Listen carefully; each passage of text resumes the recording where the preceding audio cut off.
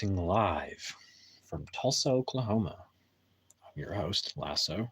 Welcome to Lasso's Passions. Okay, so I'm up. It's like what? What time is it? Fucking 5 a.m. or something? 5? Yeah. I'm gonna light one up. Check it out. I got my Venice Beach hoodie. It's like a hoodie shirt. It's a sleeveless hoodie because you got to show off your muscles. All right. Or else, what are we doing here? I barely got some. Barely got some. But see, it's a hoodie for those days that I don't know, I need a hoodie. But I've been to Venice Beach. It's a cool place. I think maybe one day I'll get a little spot and move my trailer. What's up? What up, Krishna? Venice Beach. Check it out. It's an authentic Venice Beach shirt thingy that I got there for when I was visiting. What's new, my man? I'm just hanging out. I got a new goal. I just been hopping goal to goal, you know. My next goal is to get my teacher certification. What? Did I just say that? Yeah, I did. Yeah, I did. So I'm looking at that as a possibility for a job. I may have to quit smoking, which is fine. I don't. By now, I don't have a problem with that. So, but yeah, I'm gonna do it. I'm gonna become a teacher if it all works out. So I have my bachelor's from TU. So you know, there's a route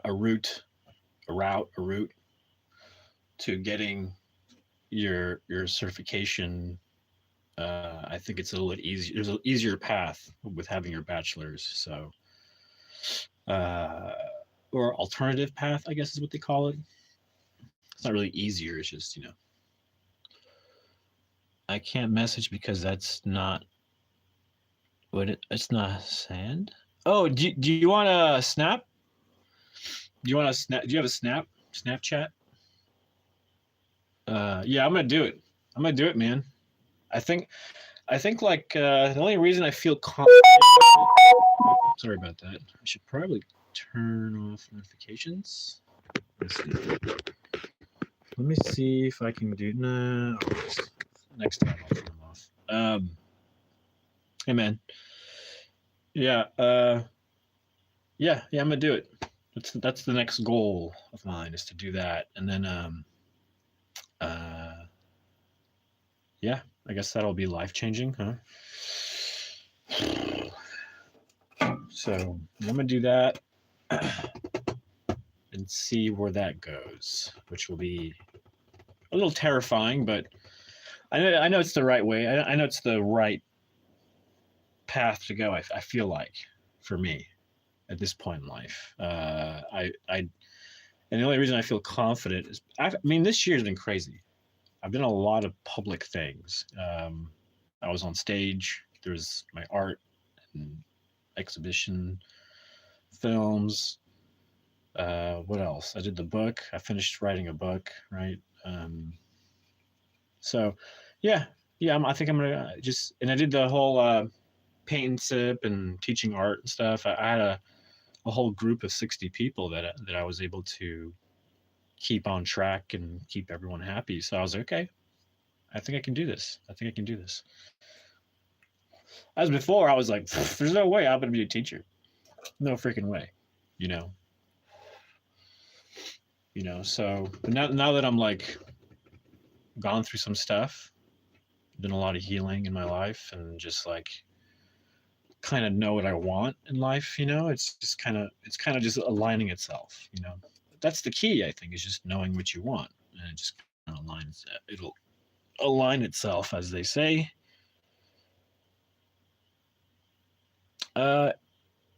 Oh, you saw my IMDb? Yeah, man. My Snap. I don't know how to give you my Snap. I think it's just my name. So if you just find my name, I'll comment in one of your comments from something else. I'll put my name on there, and it's fine. You can, or I'll put my Snap, my Snap name or something, and then you can find it. That way we can connect, brother. It'd be really interesting to talk to somebody in India and help you with your pursuits. Kind of help you align yourself with what you want and stuff. If you want, I mean, of course, all in good intention, right? I'm not trying to tell you what to do. What up, Haas City 7 in the house? I'm good. Oh my god, I'm good. I'm really good.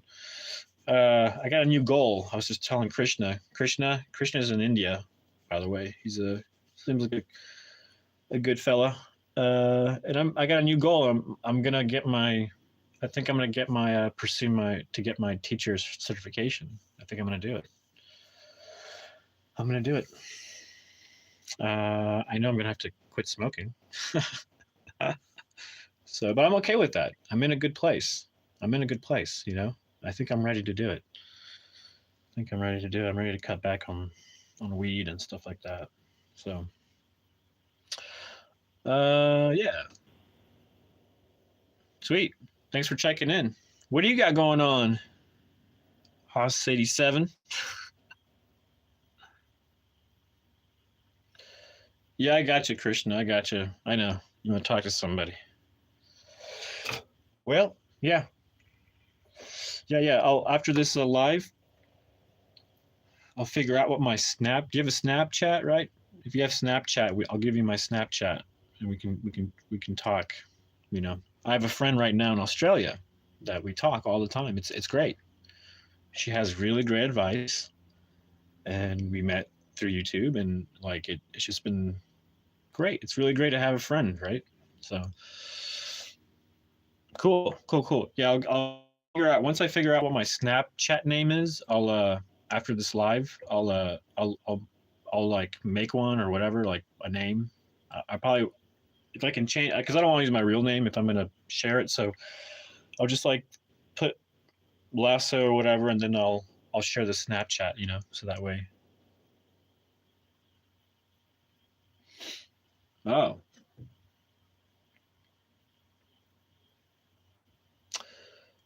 Get done streaming on Meet Me. Oh, interesting. Meet Me, huh? I've never heard of that one. Is that like a YouTube thing, like a social media, another platform? Apparently, there's a lot of them popping up, which is really interesting. Because I think a lot of them have different levels, from what I'm hearing, different levels of free speech. Like some people have, like you can just say whatever the fuck you want. Apparently, I don't know, but here, I mean, YouTube has a rep for being very restrictive, but I feel like lately they've been very flexible. I mean, I've been like so honest here, and I've gotten a few things like, oh, this is like this is the real medical information, because I was from the get-go, I was like, I'm not getting a COVID shot. You come near me with that thing, it's going to go in your eyeball. Come near me with that needle, it's going in your fucking eyeball. That's all I had to say. And everybody left me alone. That's all you had to say, people. Come near me with that thing, it's going in your fucking eyeball. Done. Everybody left me alone. It was that simple.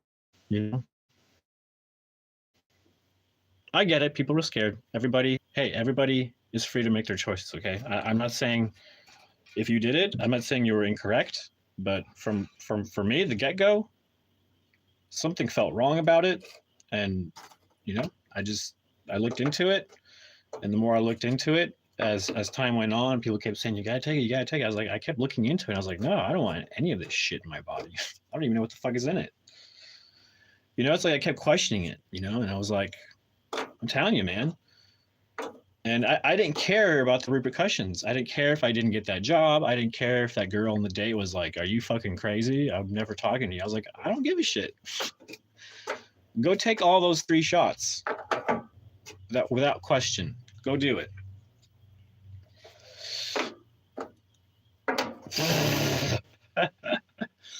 Anyways, I have to say for entertainment purposes because I might get kicked off or something, right?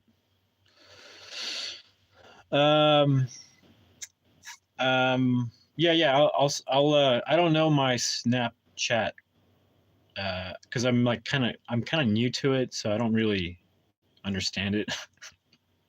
Like, how the fuck do you work this thing? So I need to figure out what my Snapchat name is, and if it's my real name, then I need to change it so it's like it's like a lasso or just whatever, and then I can just share it. But I don't want to. There are tons of people from all over the world. Oh, cool. Yeah. Meet me, huh? That's cool. Yeah, I'm gonna look into that one. It sounds interesting. It sounds very interesting. It just sounds like another platform to connect with people from all over the world. That's amazing. Yeah, because that's what I want to do. Apparently, I didn't know I had a need to connect with people around the world. So like getting on YouTube and just kind of talking to myself was a way to just kind of like figure things out in my life. And it led to this, and I'm just like, okay, this is interesting. So yeah, Meet Me sounds cool. I'm gonna definitely look into that today. Oh yeah, WhatsApp. Yeah, I know. Everyone tells me that, but my phone is like filled up with stuff that I need to use, and I don't have enough room for like any more apps. I would have to like delete Snap and replace it with WhatsApp or something. I don't know. It's just my phone. I need a new phone. I said this months ago. I need a new phone. This one is just barely getting by. But yeah. See, there's so many things I need to do. I need a new phone, get my teacher certification. See, those are 2 new goals I have. New phone, teacher certification. I can do it. I can do it.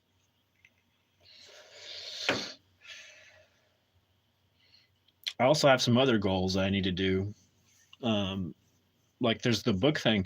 So I emailed this place. Check it out with this book, the book I just published, and I'm trying to set up a thing.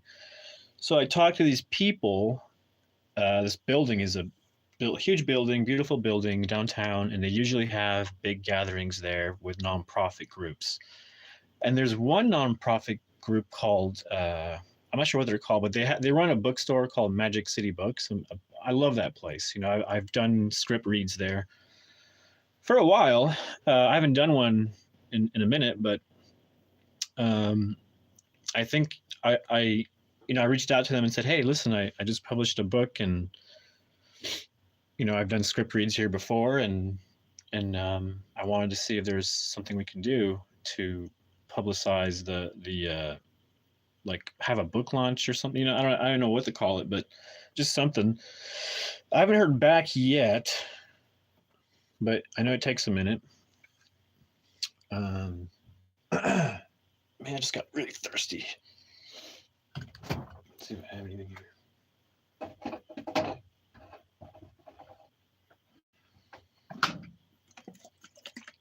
This is really old. I don't know if I'm gonna drink this. I'm so thirsty.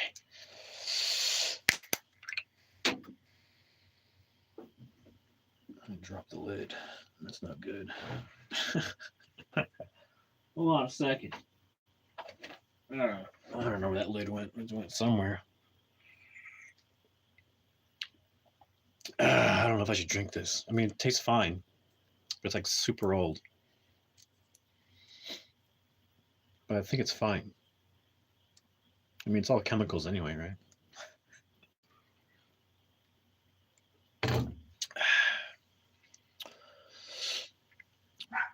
Krishna says, bro, you became a teacher. You can't talk to us that you... What? What now? Hold on. The dog is barking. I have to figure out what's wrong.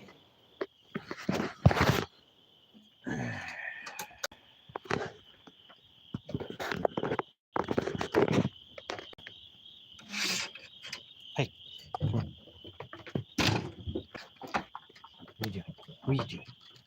Huh? Huh? You precious? Huh? You need a bath. You need a bath, huh? She needs a bath. Hey, I found the lid.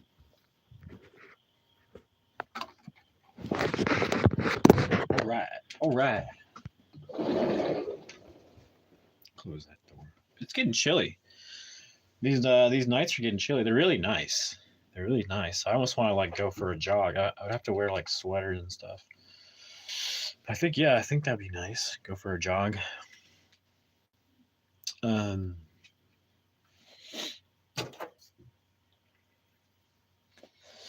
yeah, I got animals here. I got animals. I got a dog and a cat, and they get along. It took a minute because the dog I had for a minute for like a year, and then this cat came in, and so they took a minute, but they actually get along. It's crazy. And then when they're outside, it's funny. They actually play. They'll like chase one another. And I think at first, Loli, the dog, didn't understand it was like a game because the cat's so playful. It's crazy how playful that cat is. Like it's the most like well-tempered cat I've ever met. I mean, the only time it gets a little crazy is when it's like hungry and I'm away for like a while and it just eats all the food and it's like it's left no food and I think it starts to worry that it doesn't have food and it just starts going crazy. But that's only happened once. But that was the only time that it did anything weird. And it took a minute for me. So it's interesting. So the story with the cat is that it belongs to a friend of mine. And she left it here because she was going through some things. She actually moved in the trailer for a minute. Then we became friends. And then we decided the best thing for her was because she had like an addiction to alcohol. And it was bad. It was bad. I mean, it was very, very bad. And I mean, she was drinking every single day, and not just drinking every single day, but I mean, it was she would walk into a grocery store and pass out. That's how bad it was. So, you know, just I don't know. I felt something for this person. I just felt like I had to take care of them for a minute. And so she went to California, where there's a place where you can go for like when you have addictions and stuff. And so she was there for like months. She was there for like 3 months now, I think, something like that. And apparently something happened recently. I don't know what happened, but something happened. And I haven't heard from her. So I'm kind of scared actually. I'm very, if I don't hear from her, I'm very close to like actually calling the police because I'm like scared, So I don't know. But the last I heard from her, she left that place and she checked into like a seedy motel, I guess, because it's the cheapest thing I guess you can find. And then I gave her money to be there, which now I don't know if I just enabled a bad situation by accident. I don't know if I made things worse by giving her money. I don't know. I don't know what's going on. I don't know. She told me she had to leave because there was drama, and I was, the way she told me the story, it seemed like, it was a good idea for her to leave. But now that I think about it, maybe it wasn't a good idea for her to leave, because I didn't know the full story. But now that I think about it, maybe she was just telling herself a story and telling me a story to be able to get away from that place, So I don't know. I hope she figures it out. I hope she's okay. I just haven't heard from her, so it's a little unusual. But I've been taking care of her cat. And so the cat lived in this trailer for a minute, and I wouldn't let him out because I didn't know if it would run away. So little by little, after like a month of being here and me taking care of the cat, little by little, I would let the cat out, and then put him back in the trailer. And little by little, the cat got more comfortable, being a little further away from the trailer, and me just kind of watching him. And then finally, the cat got really comfortable being outside. Um, and that's when the cat would come with the dog. They would meet outside, right? And then so I had to like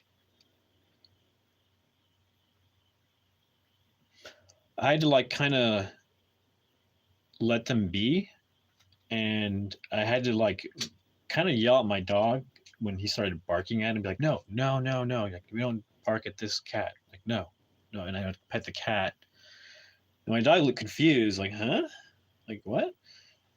But it's like I think my dog understood that this cat like lives here, and so it took a minute for her to be like, oh, okay, so there's a cat now.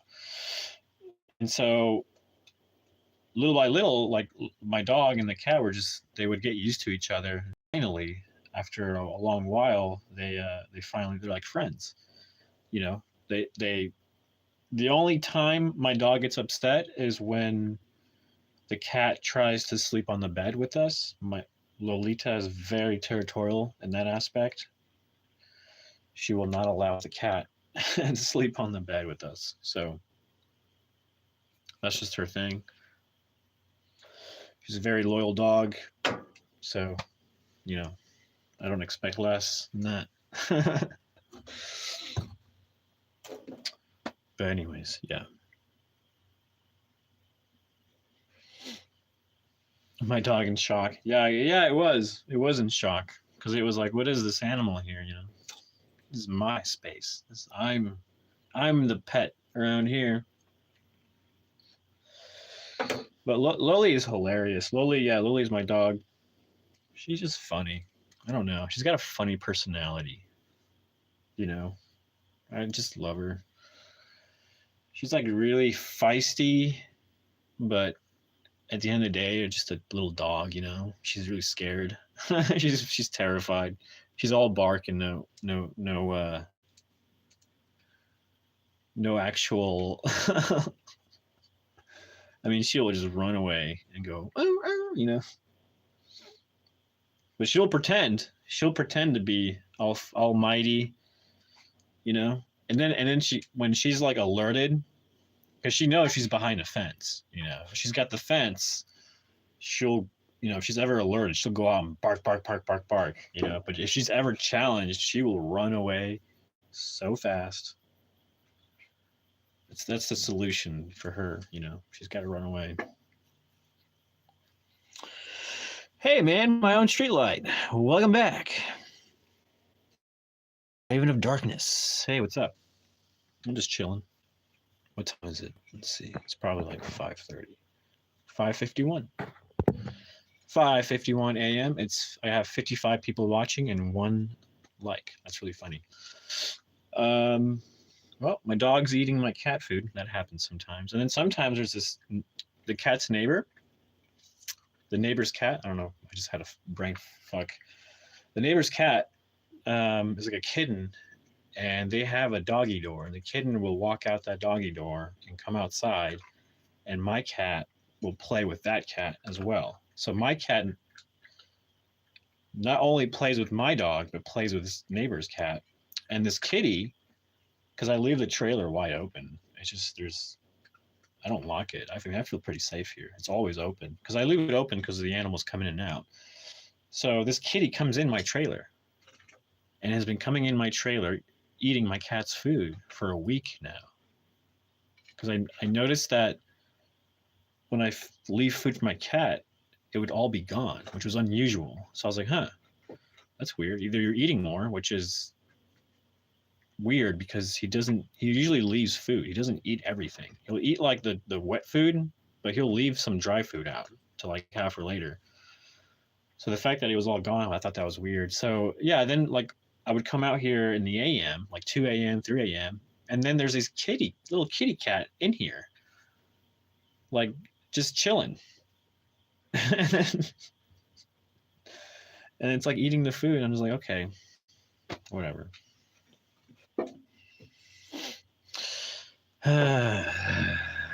Life is good though. Life is good. Honestly, it is. Life is good. Life is good. Life is peaceful around here. Lots of peace. Lots of joy with these little animals.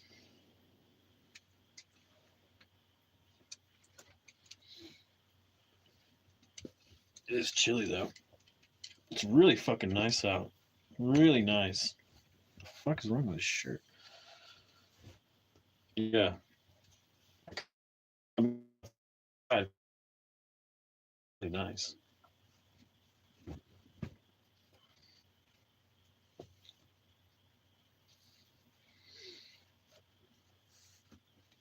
Anyways.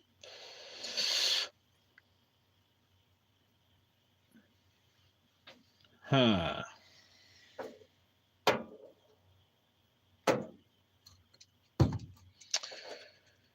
Yeah. Yeah. Yeah.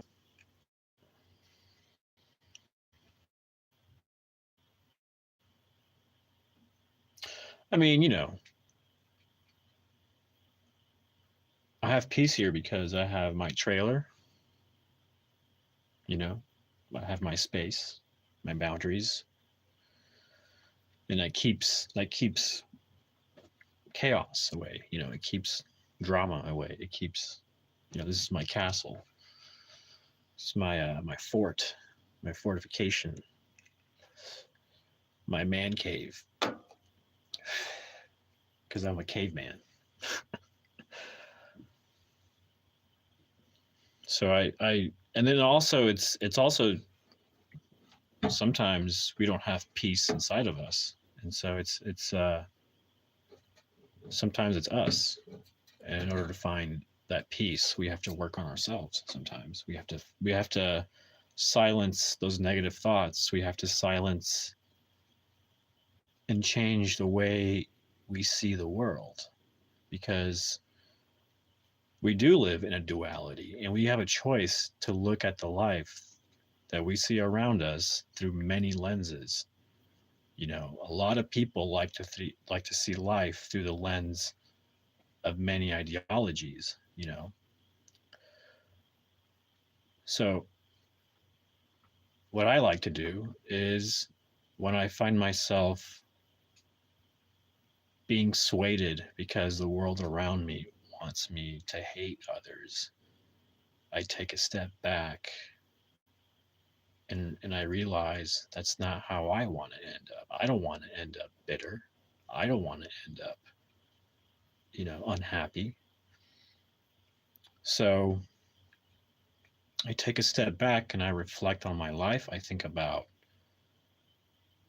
you know, what it is that actually brings me happiness, and it's all the things that's just joyful in life. It's not pleasure, it's joy. There's a difference. Pleasure will ultimately lead you to more pain. And I don't know why that is. I don't know. I don't have an answer to that. But joy is authentic. It fills the holes in your life, you know?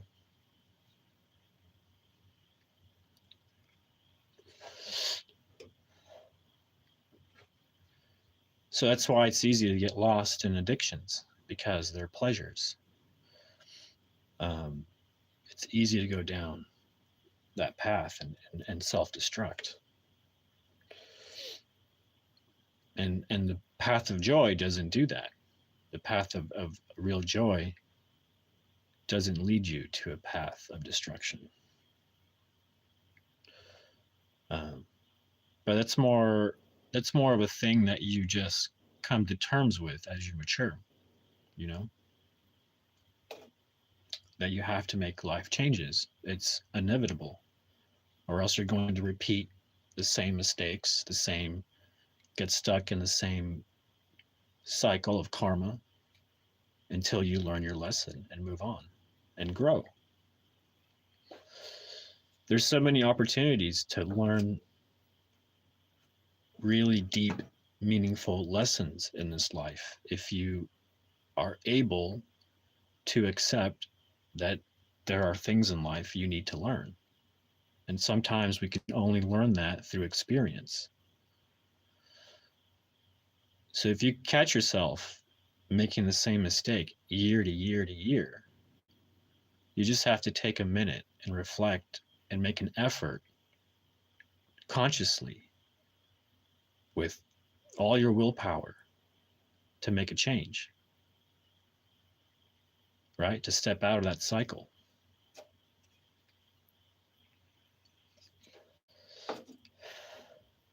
You have to be brutal with yourself. You have to be really brutal with yourself. So if you find yourself surrounded by hatred and chaos and drama and disorder, then you have to make some sort of boundaries for yourself, for your own self-respect and value, you know.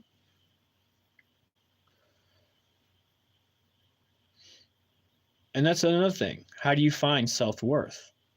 How do you find self-worth? Well, um, I would have to assume several things. One is your attitude about yourself. Like how do you see yourself? Do you hate yourself? That's probably something you're gonna have to work on. You have to forgive yourself, and forgive people around you, because grudges will only make you bitter. It'll only hold you down. It'll keep you from manifesting what you want in life.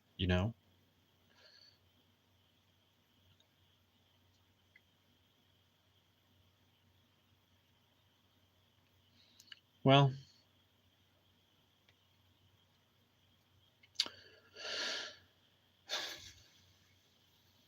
well, I've been called those things.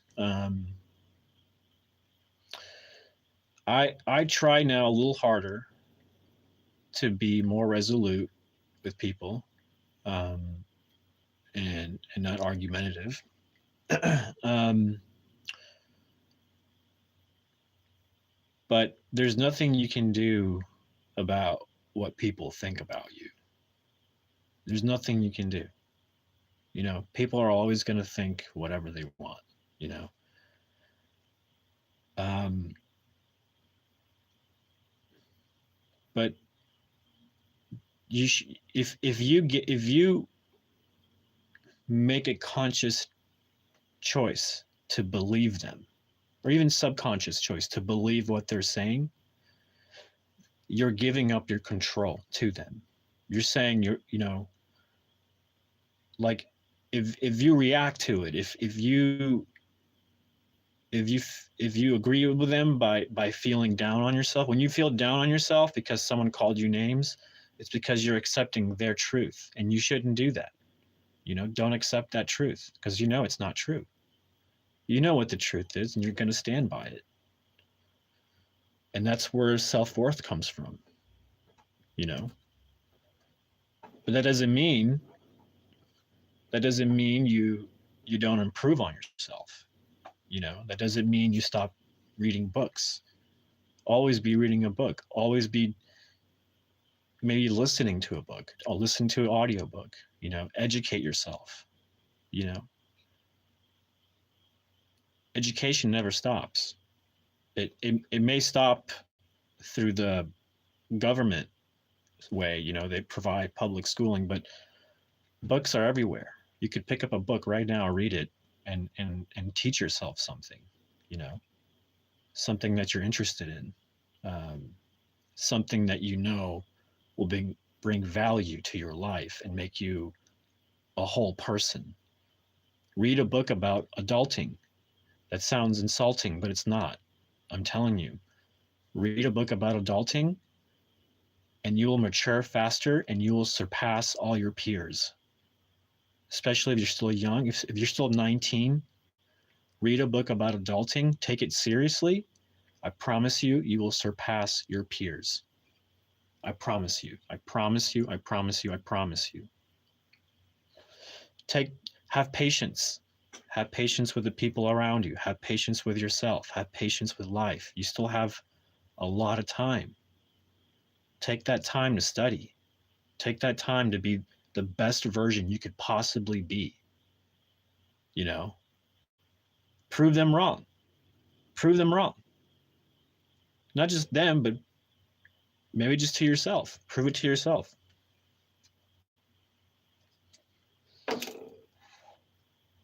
It's tough. It's not easy going out reading a book. It's not easy, especially if it's new to you. You know, I read 20 books this year alone. I feel proud of that. But at the same time, that's a low number for me. Believe it or not, that's actually a low number for me. But you know, I can't complain because that's actually pretty good considering. But still, you know.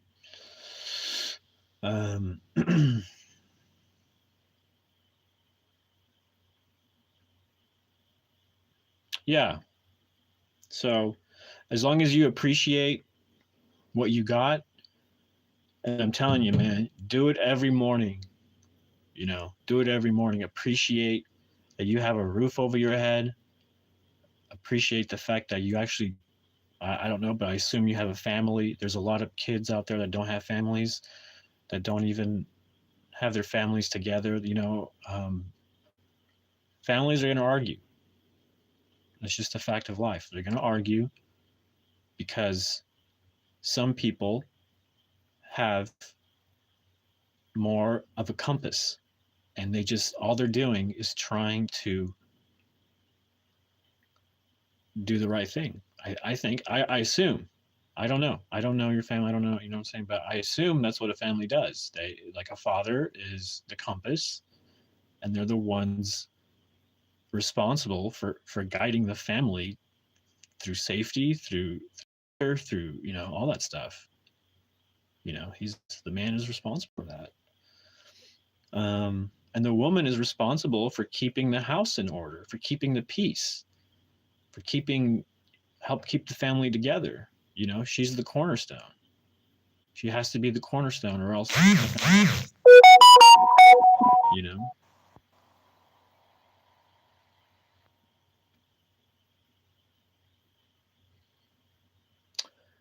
That's a really weird thing to say. First of all, that's really rude to eat. So Zamora says, "Are you a Jew?" And Zamora says, "If you're not a Jew, I will subscribe you." I don't even know what that means. Why does that matter? Why does that matter? Why does that matter? I mean, I'm not, but why the fuck does that matter? You know? What the hell is that? Are you a fucking Nazi? What is that? Get the fuck out of here. Get the fuck out of here with that shit. Get the fuck out of here with your fucking Jew hating shit, you piece of shit. Get the fuck out of here, you fucking Nazi. What the fuck is wrong with you? Some people, dude. Some people, I swear to God, some people, what the fuck is wrong with people? You better be joking. That's not even, you shouldn't even fucking joke about that shit. You shouldn't even joke about that. And if you're serious, go seek help. Go seek help here in this area, because you have a lot of hatred apparently, and go seek help up here. You know what I'm saying? Because you ain't got love in your life. You ain't got love in your life. What the fuck did a Jew ever do to you? You piece of shit. No, I'm not Jewish, but what the fuck? What the fuck, man? Get the fuck out of here with your fucking racist, fucking anti-Semitic bullshit. This is America. We fought to end the fucking Nazis. Get the fuck out of my country. I don't know who the fuck you are. Get the fuck out of here. Get the fuck out of here, you fucking Nazi. I will fucking tear you and you fucking asshole, you piece of shit. I'm ready to join the fucking military to fucking kick your ass, you fucking Nazi motherfucker. Bring it, you Nazis. Bring it. We'll fucking tear you and you assholes.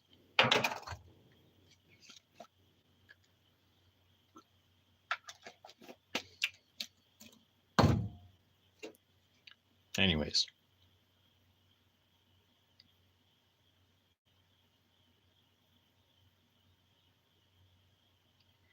You silly goose. It's said redacted on there, but I know it's.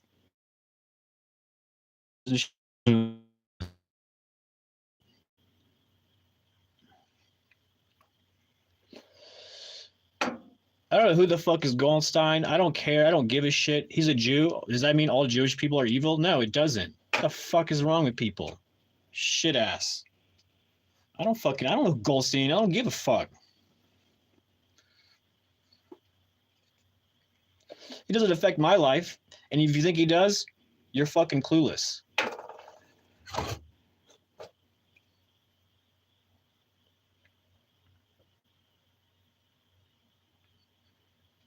Yeah, he said, I swear to God, you better be joking. He said, I will subscribe to you if you're not Jewish. Are you Jewish? What the fuck kind of question is that shit?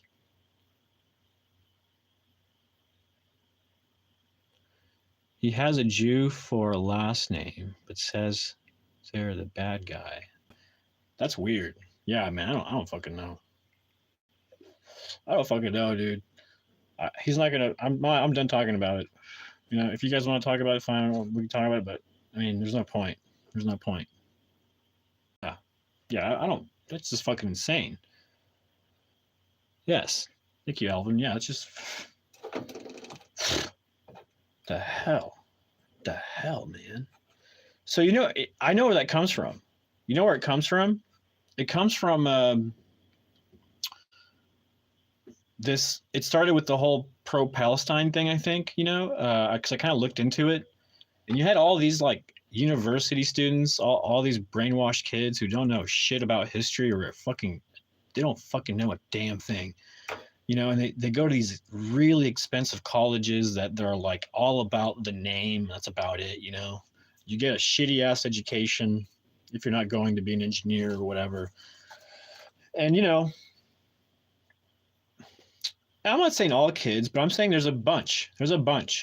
I'm assuming a lot of them. And not just that, I heard some crazy ass shit. Like they're actually Jewish students at these American universities actually afraid of being there. What the hell happened? Why is everybody against the Jewish? Oh, because of Israel? Dude, learn your fucking history. Okay? Learn your fucking history. It's that simple. If you know your history, you would never side with the whole pro-Palestine shit. What the fuck is wrong with people? You have university students who don't know their history? What the fuck is wrong with people? Sorry, it just pisses me off.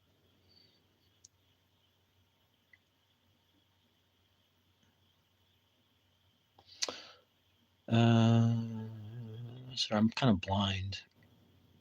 Reno Garza says, I just got here and saw this guy talking about what roles men and women are supposed to play in the household. So I'm just curious, why not split the roles evenly as a team? And what about gay couples? Well, first of all, I'm not talking about gay couples. And third of all, look, you can have whatever team you want. I'm just saying, you want the ideal perfection, the absolute reflection of life and what it's supposed to be naturally without being offended because you're not a part of it is simple. Man, woman, procreate, child. It's that simple. You don't want to accept that as perfection? Not my fucking problem. That means that you got to figure out a way to make it work for you. Who am I to tell you that? I'm not. But I will tell you what perfection is. I will tell you what a happy family is. That's a happy family. Do family have problems? Of course they do. Do people sin? Of course they do. But if you want, in my opinion,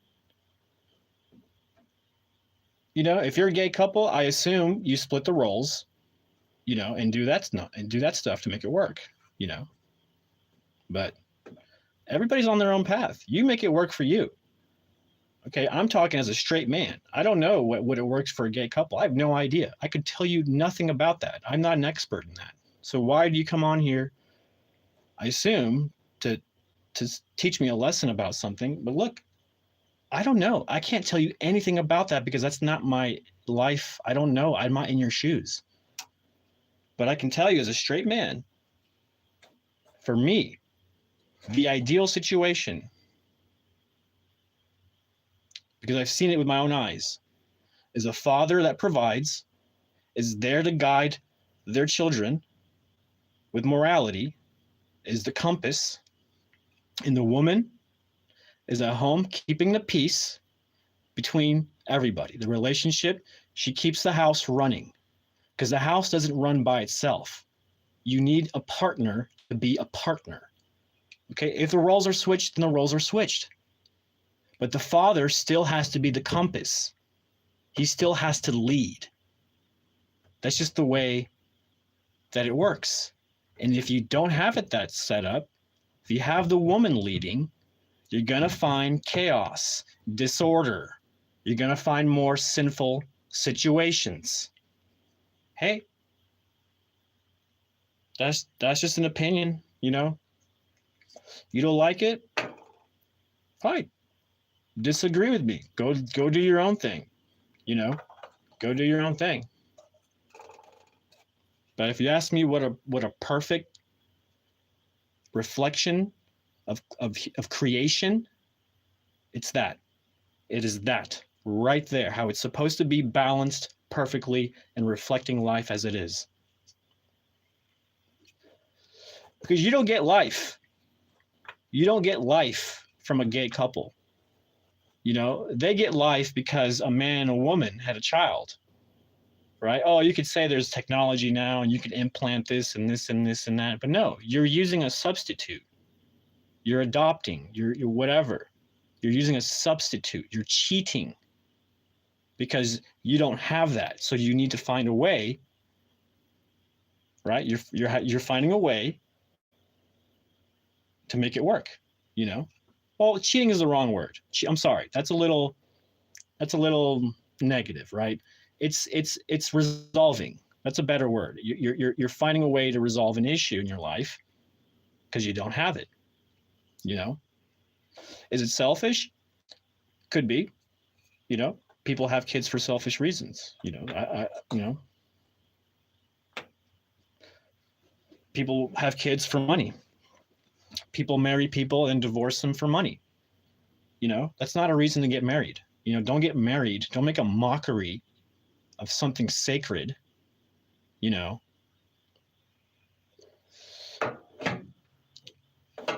Don't make a fucking mockery of it.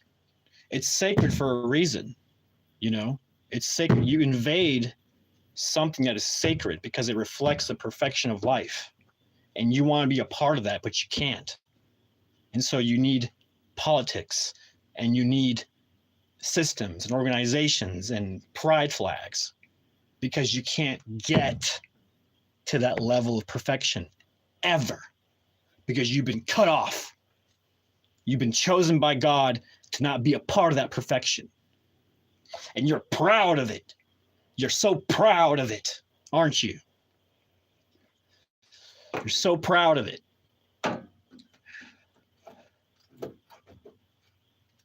Truth hurts, doesn't it?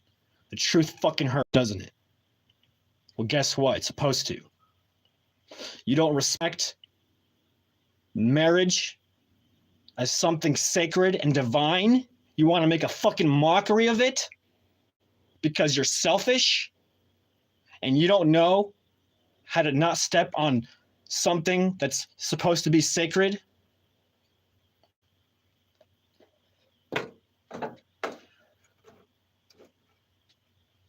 No. We're not making a mockery of marriage. Okay? We're not making a fucking mockery of it. You want to make a mockery of it? Go ahead. Because you think it will bring you happiness? Go ahead. Go ahead. No one's stopping you. No one's stopping you. Go ahead. Go ahead.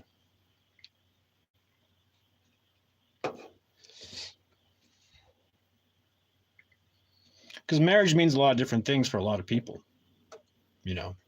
People don't see it the way I see it. People use it for tax purposes. They use it for gain. They use it to not feel lonely. That's their own damn fault. They don't know how to be happy alone. That's the greatest challenge of this life. The greatest challenge of this life, in my opinion, is being content with what you have, who you are, where you are. How many people can't do that? Can't do that simple little thing of being content with what they have. Well, even if it's just a little bit,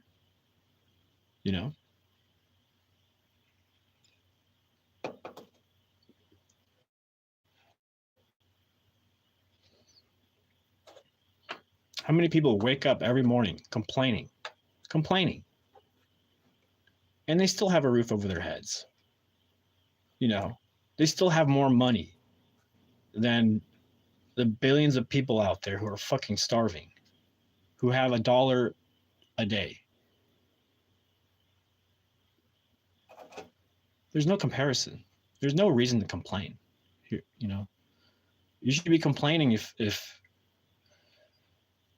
you're being threatened, if you're being bullied, if people are taking away opportunities from you, if they're being racist, if they're being, actual racist, not like, everybody here in America has a weird view of racism, but literally when they don't give you opportunities because you're not the right skin color, that is fucking racism. It's happened to me plenty of times.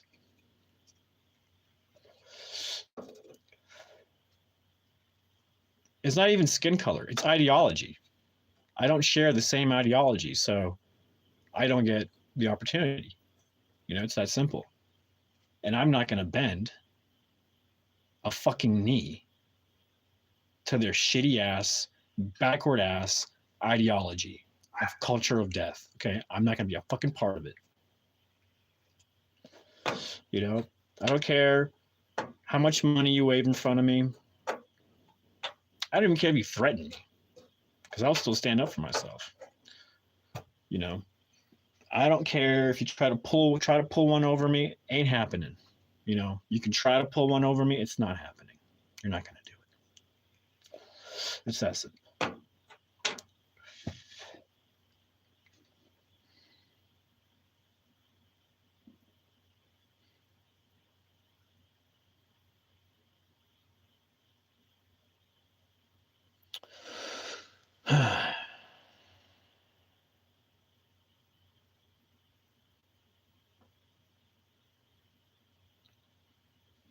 Health should be a priority because it is your temple.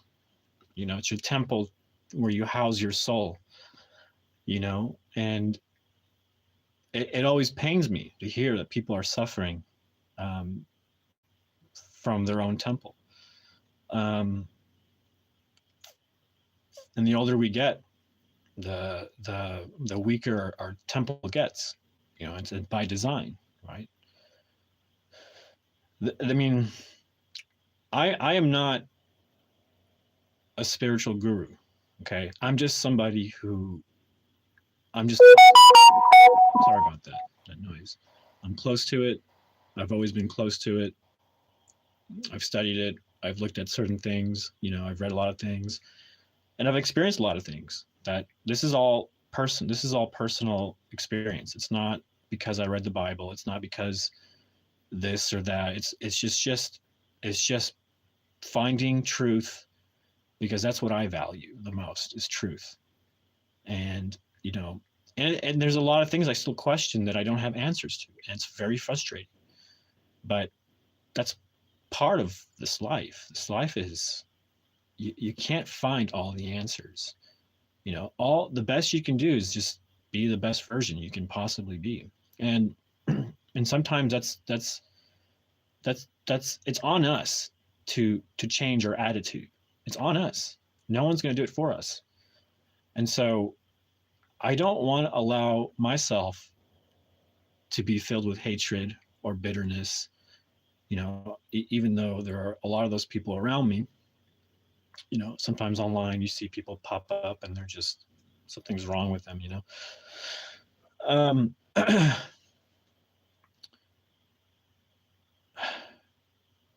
but essentially, what I'm saying is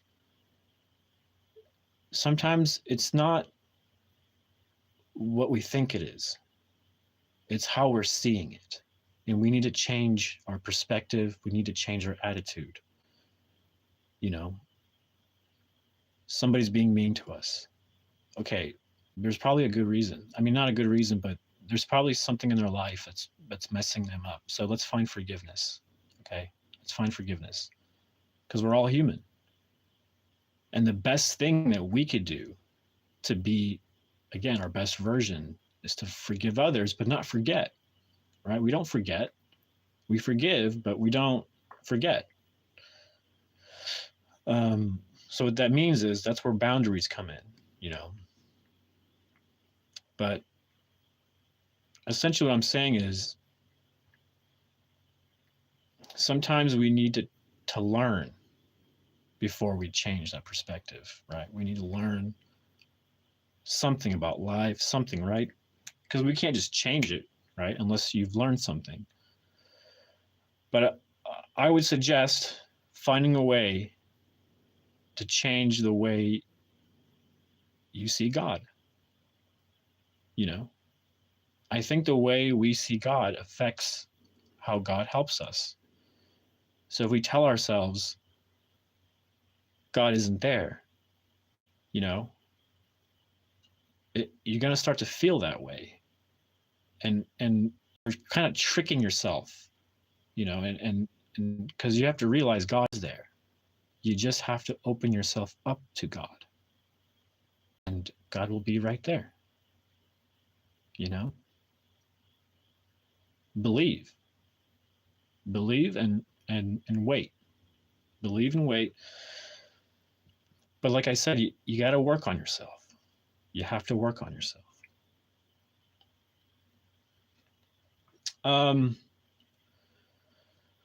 So, very good question. Pine motional. Thank you.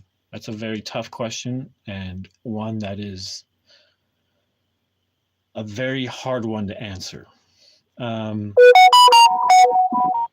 because it's so offensive what I have to say.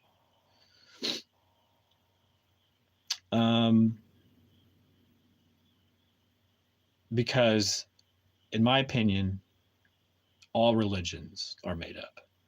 So that's why a lot of people find it offensive. But this is where I draw the line. When you study religions, the whole point of religions, in my opinion, is it's a tool used as a way to navigate lost souls, because you cannot have civilization if people don't understand morality, or they don't understand how it is they cause suffering and what it is you can do to eliminate suffering. And when I look at religions and traditions, I look at those things.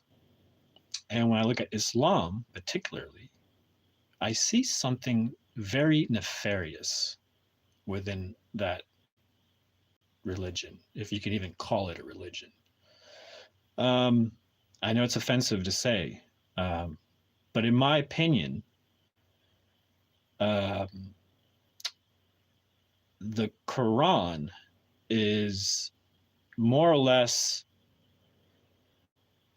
a tool to use to guide masses, but they use it in such a way that is so controlling, that is so militaristic, that is so about not freedoms, that it really makes you question what purpose it served.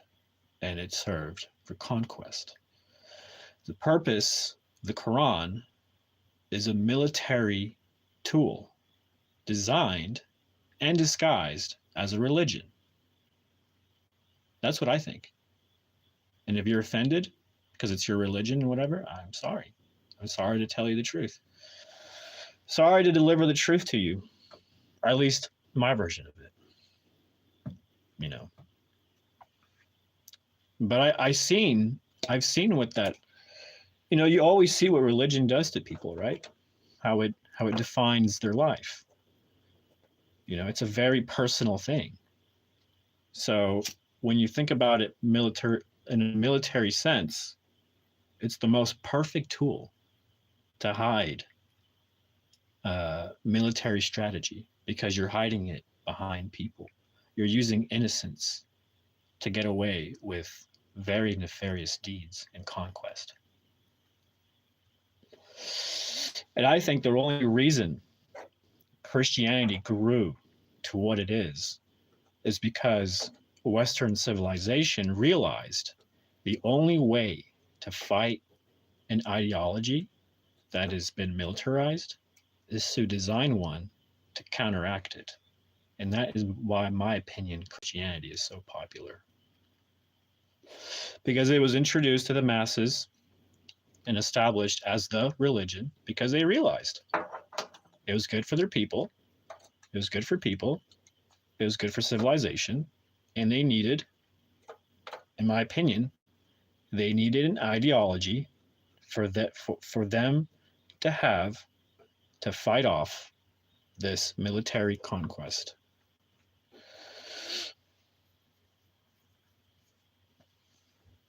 Make sense? I could be wrong, but that's just an opinion, you know?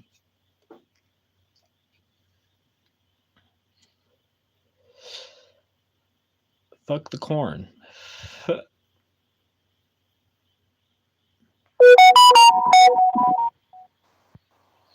lot of comments. I'm sorry. I'm missing a lot of them. I apologize.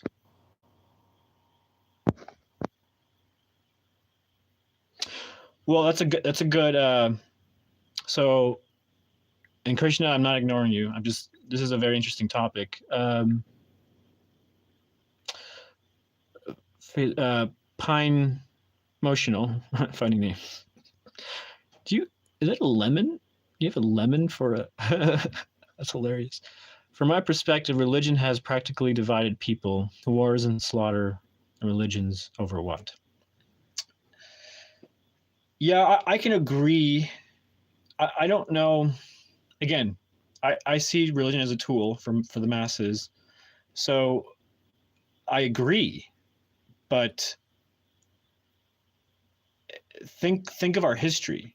You know, we lived in a time without technology. And so that was the tool, the AI, if you will, the system, the computer system in place to help navigate people. Yes, it caused wars. But at the end of the day, what if there weren't religions? You know, would there? Yes, I would agree that yes, people fight over believing that their God is the true God, and that, in my opinion, is a mistake. You shouldn't fight over and kill over my religion is the right one, because that's insane.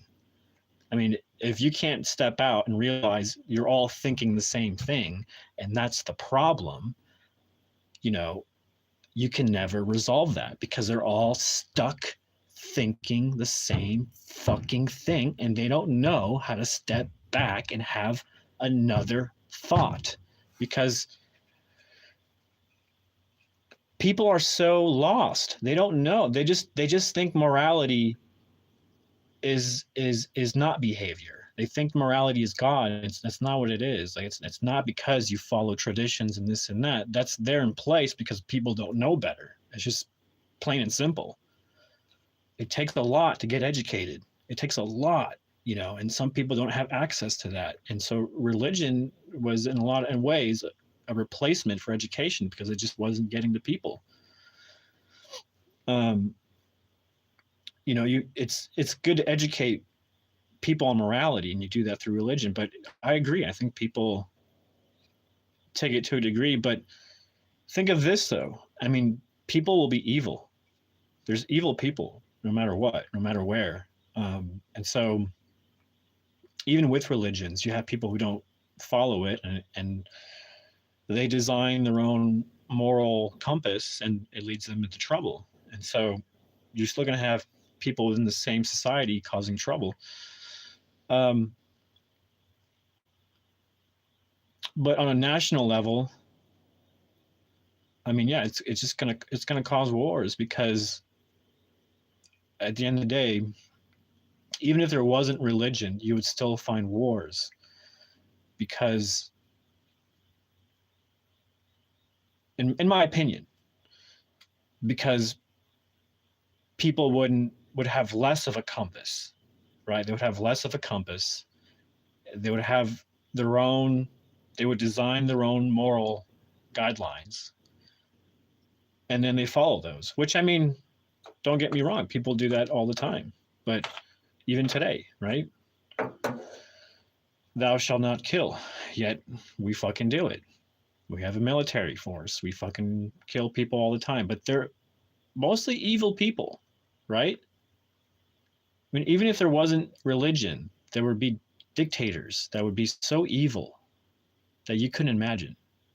You know, people would be.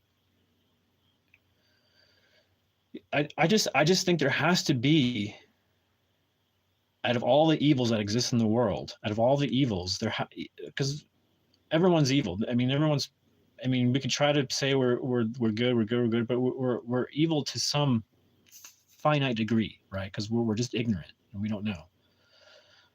So, because we're human, it's just reality. It's a double-edged sword. There's, and we get to choose. But man, we can go in circles. Man. I'm telling you, we can go in circles. But because I'm still discovering things, but I don't know. I think at the end of the day, you're always going to have a lesser evil, right? Who's going to bring and protect the culture of life, and you have to protect it. There's always going to be somebody who's going to attack it, in my opinion. Even if there wasn't religion, you will still have wars, because people are people. They get jealous. They want to steal things from you. You know what I'm saying? So they want territory. They want more money. You know what I'm saying? It's just, even if it doesn't matter. I think at the end of the day, even if religion didn't exist, you would still have wars. But I think wars is just a part of life. It's just an inevitable fact that the only way to create peace is because we create it. There's borders, there's protection. Aside from religion, I mean, our military has nothing to do with religion. I can tell you that much. So I don't know, man. I don't know. God, morality is your behavior, yes, over the principles of human nature, from what's right and wrong. Yes, it is our perspective, right, of what's right and wrong, because it's abstract in a sense, but we all try to have an agreement of what's right and wrong, right? People need to get off their high horse, believing in faith and blessings from a higher power. Well, listen. I get you. I totally get you. I get you 100%. But don't judge every single person who has a religion or faith that they practice that they're on a high horse.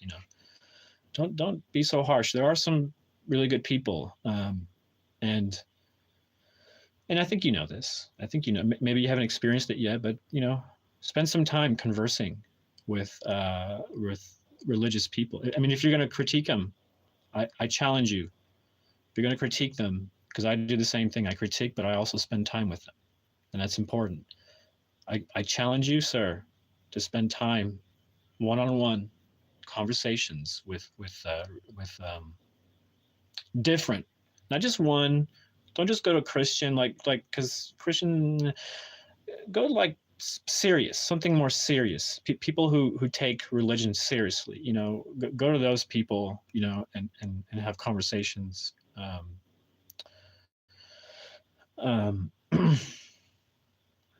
no offense to Christians, but kind of wishy-washy a little bit. No offense, But if you believe in Jesus Christ and you don't follow what he says, then are you really Christian? Yes, you are. But are you doing anything to correct your sinning? And if you're not, then don't consider yourself Christian, because you're not. If you don't lift a single finger to change your behavior, to do anything to stop from sinning, you'll never reach heaven. You think just because you die, you go to heaven? Could be. I can't judge that. But I'll tell you this, you want to live heaven on earth? You better stop sinning, because that's what your God says, right? It's funny. I think I'm more Christian than Christians, but I'm not a Christian. So I think that's hilarious to me. I think that's fucking hilarious to me. Yeah, I'm sorry. I don't want to criticize. Everyone's doing their best. Everyone's good. Everyone's doing their best.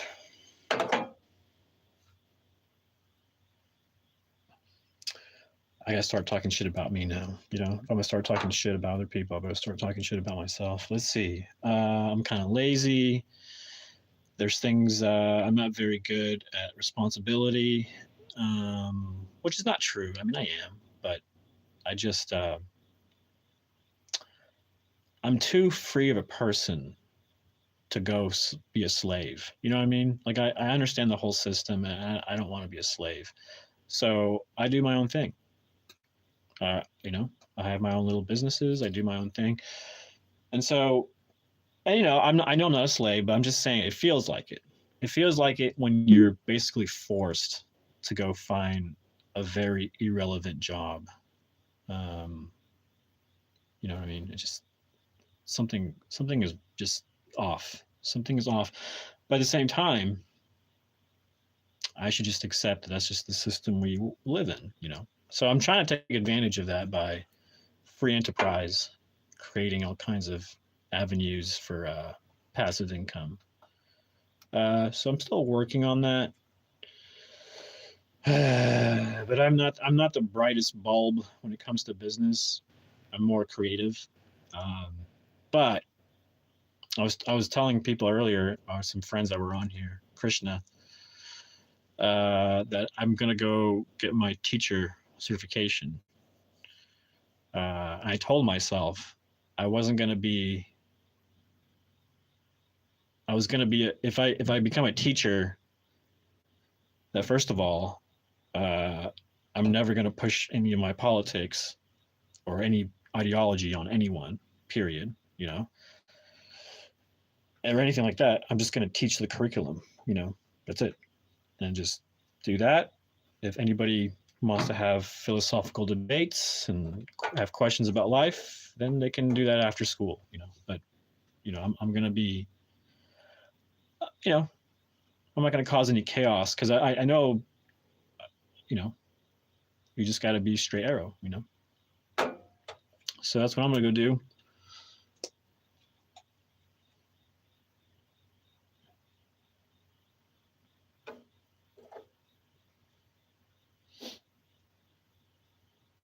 Well, you know what I believe? Well, because for a lot of people, it just works and they don't know better. They see that it worked for them, their family, and they pass it down. It's passed down traditionally. And some people waver off and do their own thing and that kind of thing. But, with AI, it's quite possible that, here's the thing. Anything that people flock to that's like their religion, right? If they're flocking to go watch Batman and they're the fan, then they have Batman posters in their room and they idolize Batman. That's like their religion, right? So I just see what people flock to, and AI is something that people are flocking to, and it is true. People are leaving religion at a rapid rate because in this modern world, you're starting to realize that Christmas and Santa Claus exists for a reason. It's fake, right? And then you come to realize the Bible and stuff, it was a tool for morality. It's not to be taken like as literal. It's just humans are so complex that you have to teach them by stories because they're just so ignorant, and so they don't understand any other way than by story and by images and by experience. But you can only conceptualize experience through storytelling and images. You can't just straight up tell them, no, don't do that. They're going to question it. They're going to go, why? They're going to go, no, I'm going to do whatever the fuck I want. Obviously I have the freedom, blah, blah. So it's just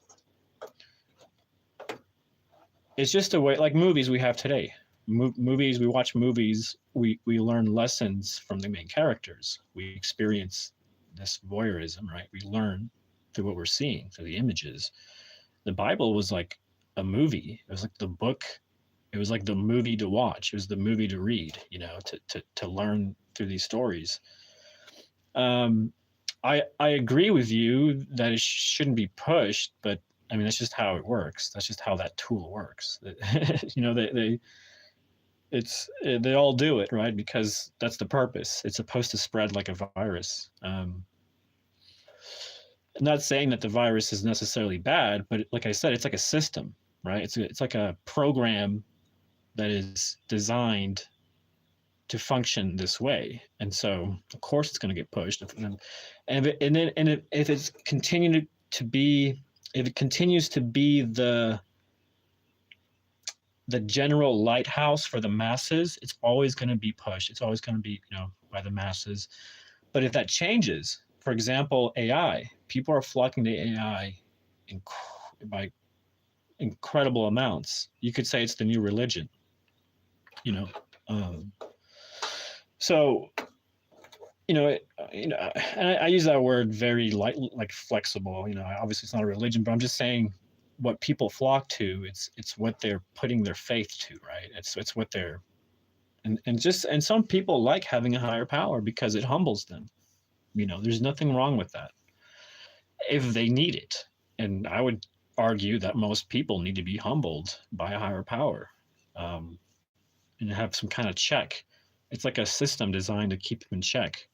If people actually follow the religion, I find that most people don't follow the religion. They're part of it, but they don't follow it. But when you find the people that do, you see that it works. I just think that in the modern world, it's just been so corrupted. People don't follow it. They don't, the modern person can design their own moral guidance, but I don't think ultimately a lot of people are in a position to be doing that, and so they design a very abstract moral guidance for themselves, and it causes issues. It causes conflict. It causes drama, and they believe still that this is just my life and my lifestyle. No, it's your morality style. It's not just your lifestyle. It's your morality style that is causing the disorder in your life. And I agree, morality and religion are two separate things, but religion does teach morality at the end of the day, but it is convoluted with the stories and intertwined. But like I said, how can you have people following moral rules if they don't wholeheartedly believe it? I don't think people are capable. I think most people are just doing their best, and everyone, they're all on their own journey, and some people are less conscious than others, and that's not fair to judge and belittle other people that are not more conscious than others. It's not. If you ask me, Jesus could have been real, but I wouldn't go as far as saying as he's God and this and that. But I would say that he could have been real. He could have been someone who was really awake, really conscious, and he was just trying to teach people a certain message, and that message got intertwined with this religion called Christianity, what we call today.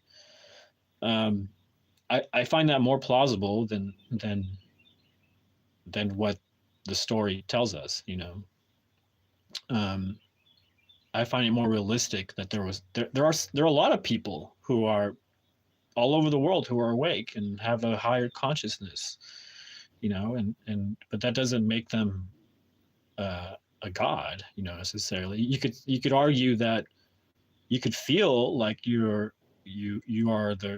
a reflection of the creation, the creator.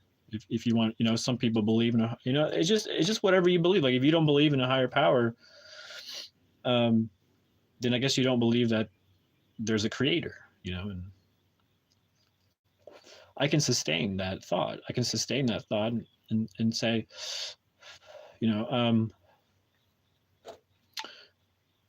what I would argue is with that is like who created this? And it's not a matter of who, more so energy, right? Why is there always a consistency of energy? Why do we have this source of life that we only find here and nowhere else? Why does NASA lie to us and tell us there's other planets when they're obviously not? Why do they fake moon landings and tell us there's all this? Why do there's all this going on, right? But at the center of the question is, why is there a consistency of energy that creates life here and you don't find anywhere else?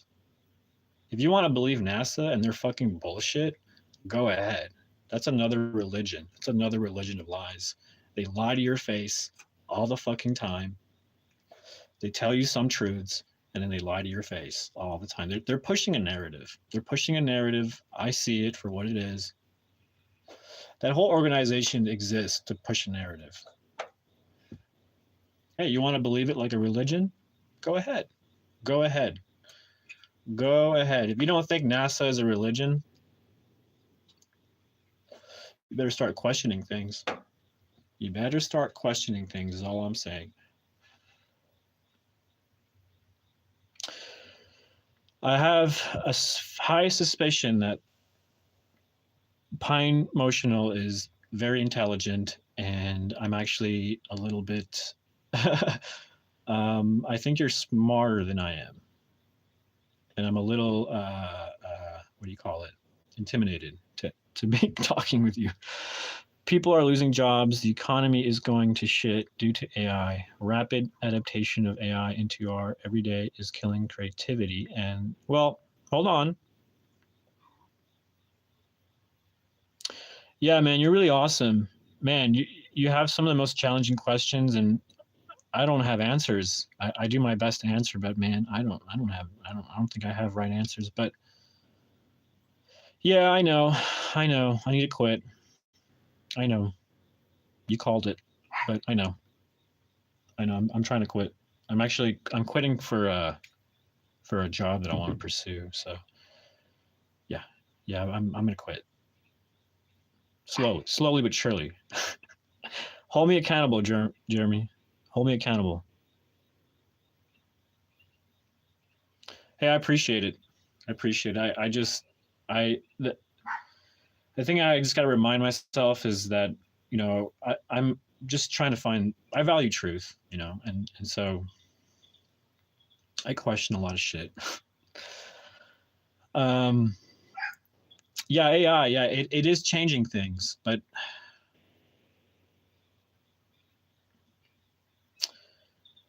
it will replace jobs. I mean, we've seen it with the grocery stores, the self checkouts, right? It started with a self checkout, we're replacing already a lot of people that do those jobs.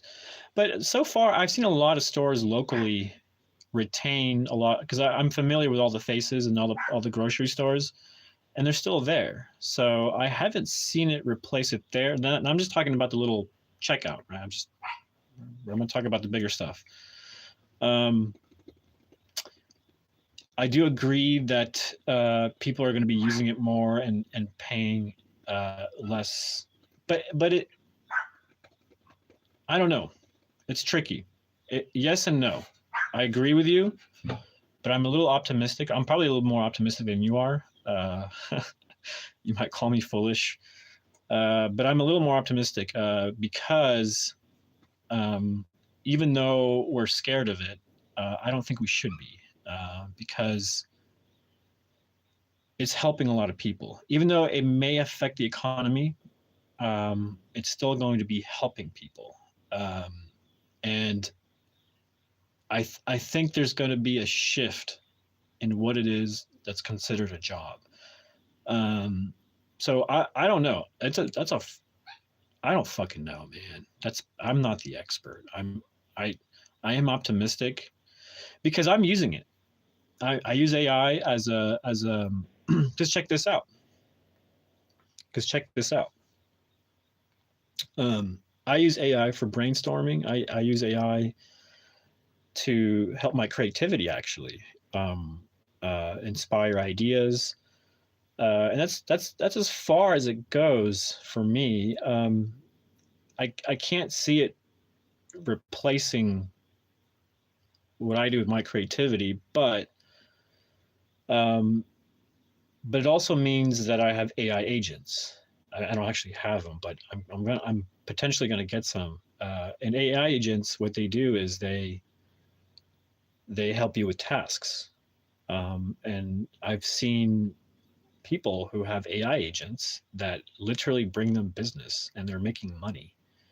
So to say that I agree that some people are going to lose jobs, and I will agree, but I don't think it's a doomsday. I think it's just a shift. It's a shift. It's a wave, like all waves that are unknown to us. If you think about it, when we were going through the Industrial Revolution, I think people were scared. I think people were scared, like, what is this? We're going to lose jobs, or what's, or no, I'm stupid. I'm being stupid. Of course, it created more jobs, but it shifted things for how things were being done. Is what I'm saying. There were people saying, well, what about my farm job? What about, I gotta go south to get a farm job? Like, I can't. Okay, so there's always a shift.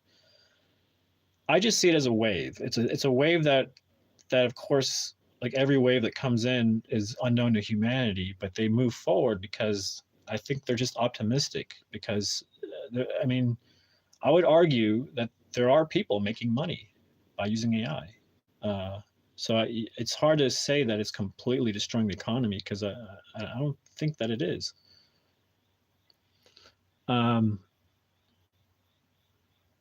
Yeah, AI shouldn't. Yeah, and you might find in the near future politicians saying, "Here's where we draw the line with AI because it's affecting us too much." I think you shouldn't be worried because even though there could be nefarious reasons by the elites for whatever, maybe you could have that thought, but you got to realize there are people who generally do fight for the American dream, and so like truly, even though they deal with corrupt people and get their hands dirty, I truly believe there are those few that still believe, especially in the smaller realms of community, like the mayor, the senator, things like that, governor, focus more on the local leadership and make sure they're the good ones. You'll be able to survive whatever comes. It's all about smart leadership, and you'll find in places like UK there's not smart leadership. And you see how fucked up that country is. It's so important. Leadership is so important, and if you got the wrong person with good intentions, or not even good intentions, I don't even know, maybe they're just delirious, because who knows, some of these people, I don't think they have a true grasp of the world. I mean, they're surrounded by people that tell them everything, and how are you supposed to have a grasp of the world, right? It's one of those things where it's always up to the person, how conscious of the world are they, you know? And some are more conscious than others. But yeah, AI, it's a tool. It's a tool. It's a very dangerous tool, but it's a very convenient tool. But it can also be a tool to be used for good, you know. And if you believe things balance out, you know, and you can call me foolish for believing and having faith in that, but I believe in believability. That's something we can talk about. I believe in believability, and what you believe in, you sort of radiate an energy. You attract it. You put it out there, and it comes back to you.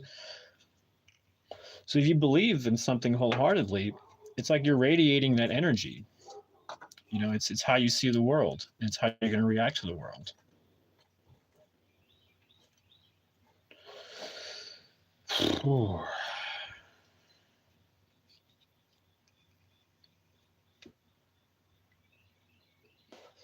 Yeah, of course. I mean, let's be honest. It was the military who pushed for technology, right? It was all the rockets and this and that, and you know, like it all comes from the military, right? We have our phones because they created a system that they were using like during World War II, you know, and most people don't know that. And so most of of course, it's way advanced now, but they had communications technology that was considered like a cell phone. Um, and the public didn't know about it. Um, but you know, technology trickles down to the masses because it helps the economy. But I agree with you. I absolutely agree with you. Technology has been trickling down to help the economy, and we've reached almost a no turning point. We've abused it, and we've created something that can potentially become self-sufficient and not care about humanity. We've become so what do you call it? Like we need it. Like we need it. Like we've been so like we need it as humanity. We've become so reliant on it that it's changing what it means to be a human, essentially, in so many ways. And I think more than ever, with more technology, we need more morality, because it's going to keep fuzzing the line of what it means to be human.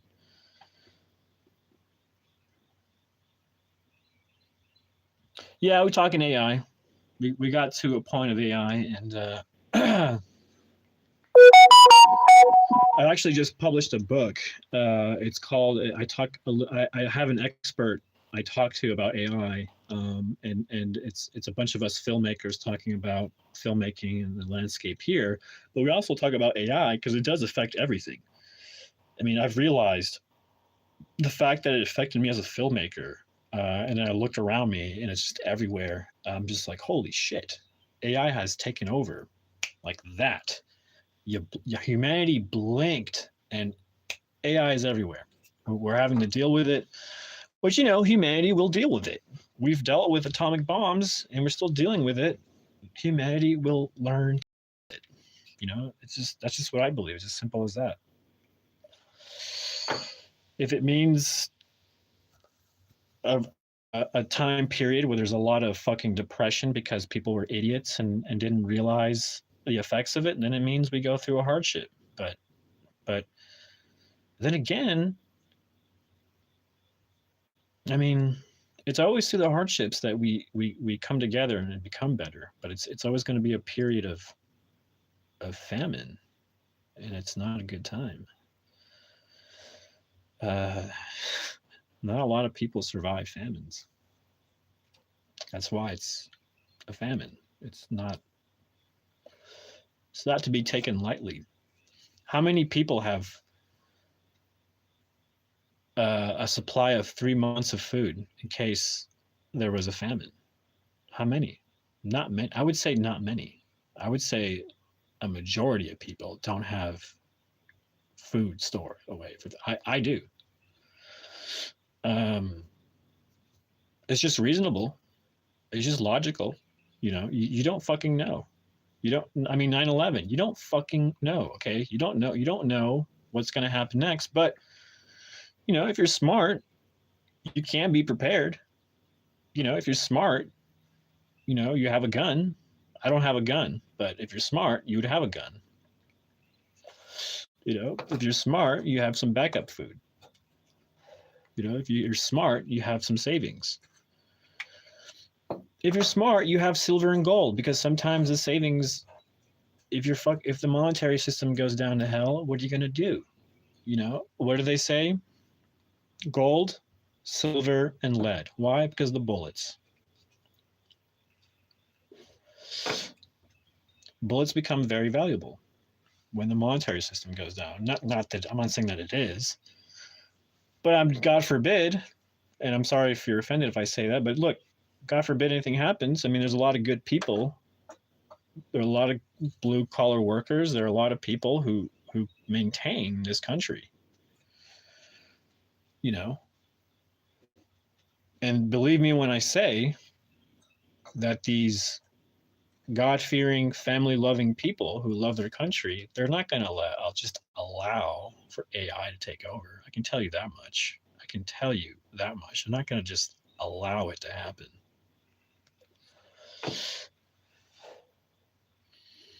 You got people working their asses off, committed to careers,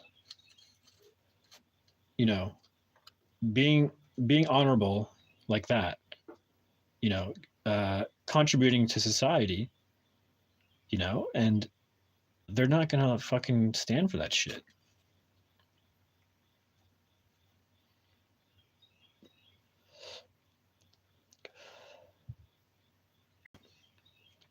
You want my take on 9/11? And then we'll get to your comment, Matt DeBeer. Here's what I think 9/11 was.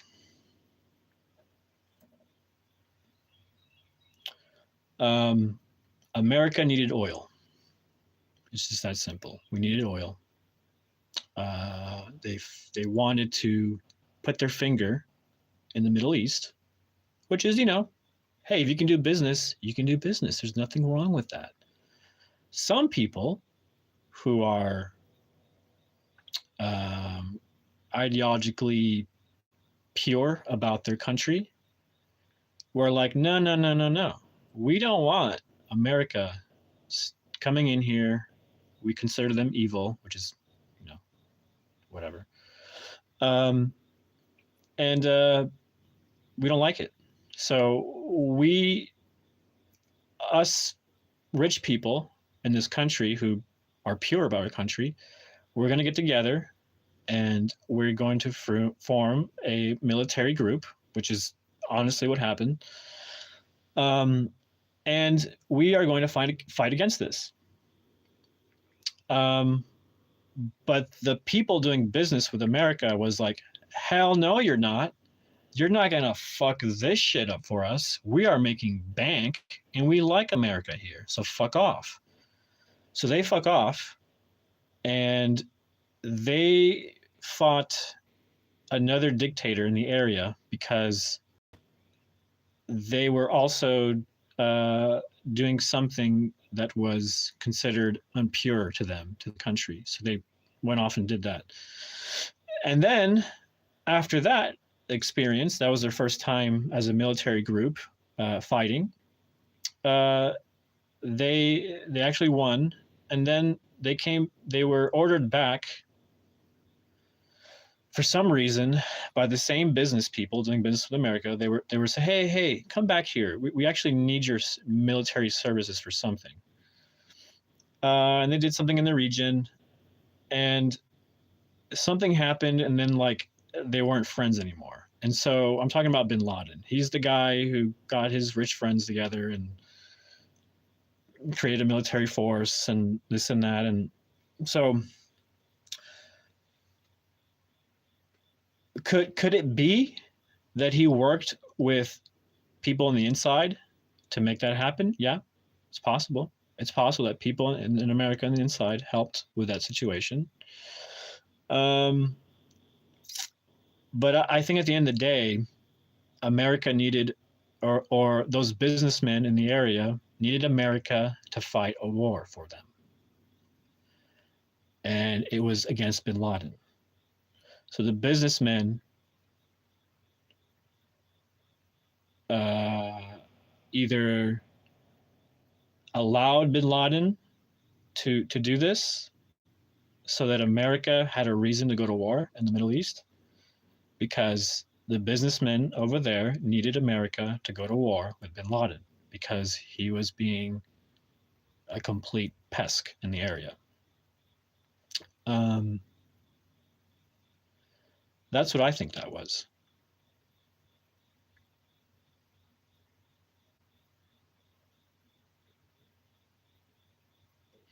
No, I'm not a vegan. What are these comments coming from? Let's see. A car was considered like a AI, but honestly, it doesn't help worrying about it. Prepare what you can, and then ignore the pit in your stomach and enjoy the last the sunlight.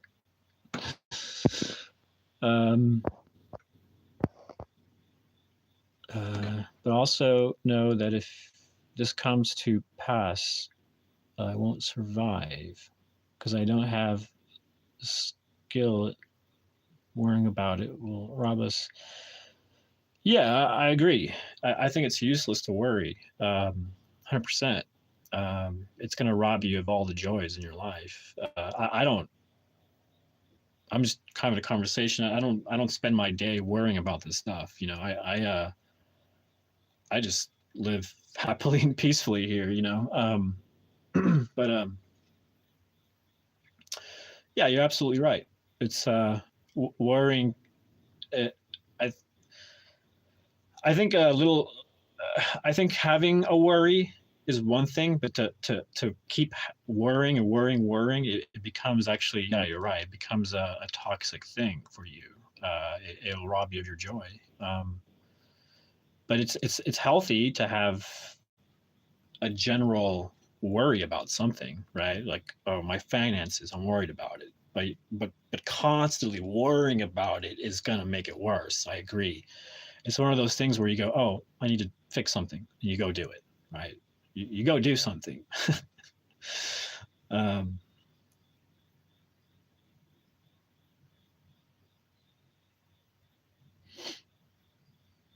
I appreciate it.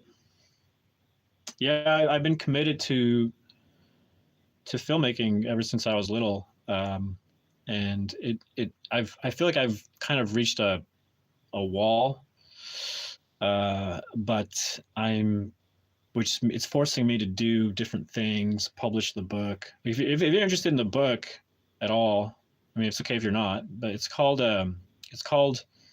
Dialogues, Oklahoma Independent Cinema. And yeah, it's Dialogues, main title, subtitle, Oklahoma Independent Cinema, Filmmakers, Actors, and the Future of AI in Film. So that's a long ass title, I know, but that's the book. So yeah, I don't know.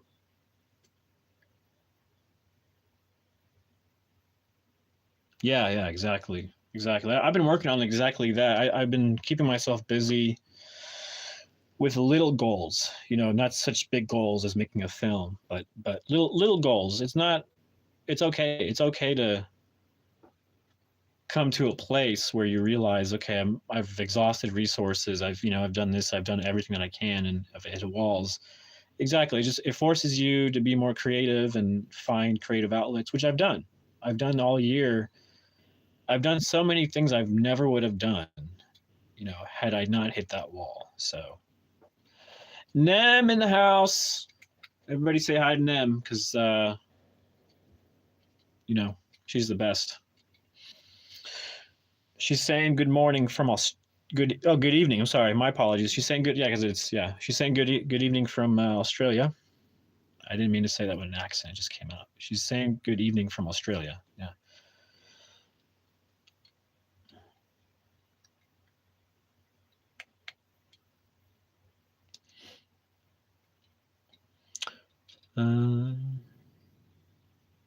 So the usual thread. Is it nihilistic here? Okay. Oh, yeah, of course.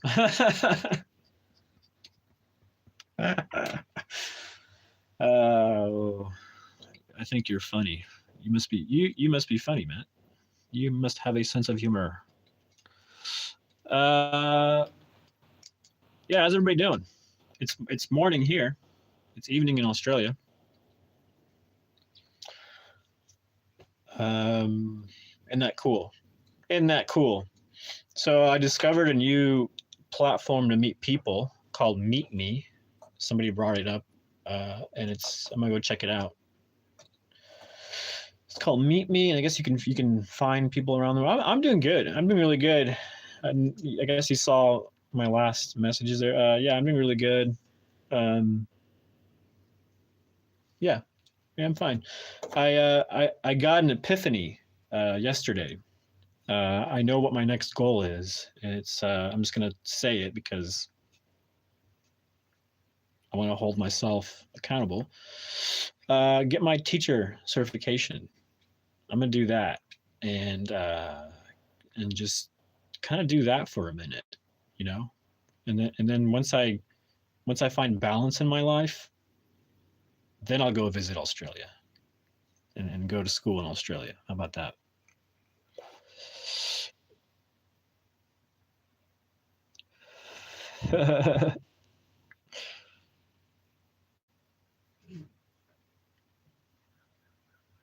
That typo.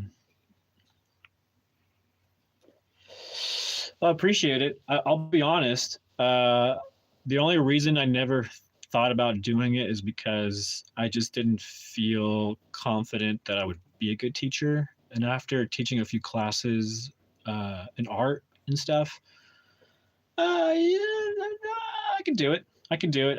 Hey, my cat's here. Hey, cat. Hey, cat. You want to say hi to everybody? Say hi, Benny. You got people from all over the world looking at you, looking at your butthole. It's time to feed Benny.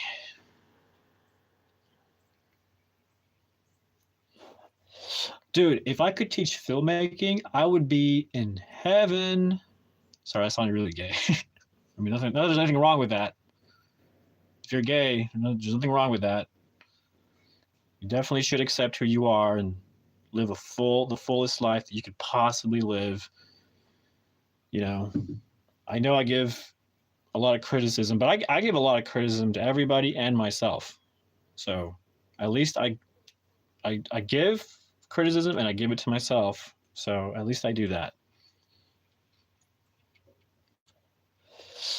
Yeah, Benny is hungry. All right.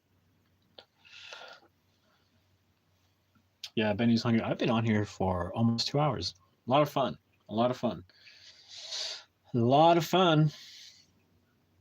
I think I still need to verify I know I do. Not that I think. I know I need to verify my identity on I think it's Kindle, on the Kindle. It's Amazon, right? And I publish through Amazon, and the last thing I need to do is verify my ID, and my computer went to shit recently. I was so mad. So the hard drive broke or something, and I guess you can't fix it. I can't get anything back from it. So I lost everything I did. I know I have some of it backed up. I know I do. So that's good. But it's all gone, and I don't have a computer to do the stuff I need to do. So I guess I could go to the library. No excuse, Lee. No excuses. Damn it. I can go to the library, make copies of my ID, and take care of business. Do I think hell is real? I think it's as real as this is what I believe. Okay, I believe you can live hell on earth by the choices you make, and I believe you can have heaven on earth by the choices you make. That's what I believe. So yeah, I believe it's real in the sense that people are living hell. Yeah. Oh yeah, I believe people are in hell. Absolutely. Yeah, 100%.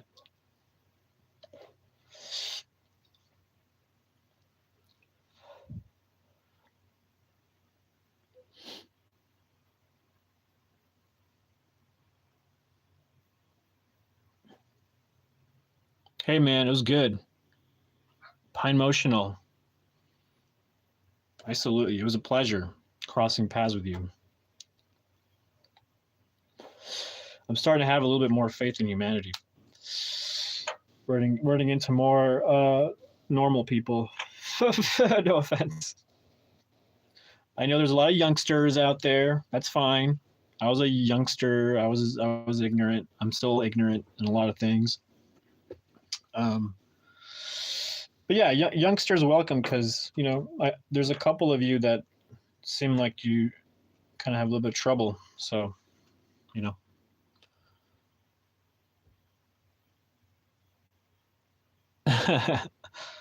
All right, it's okay. Yeah, I mean, I agree. I mean, look, I can I don't I can say I believe something, but for me, the one thing I know for certain is that when I die, I will cease to exist. My consciousness, everything. Is it possible that I have a spirit and I will be in a different realm? Could be. Could be. I don't know. But to say that I believe it, I mean, if it happens, it happens. Why do I need to believe in it? And so my thing is, right, listen, just listen.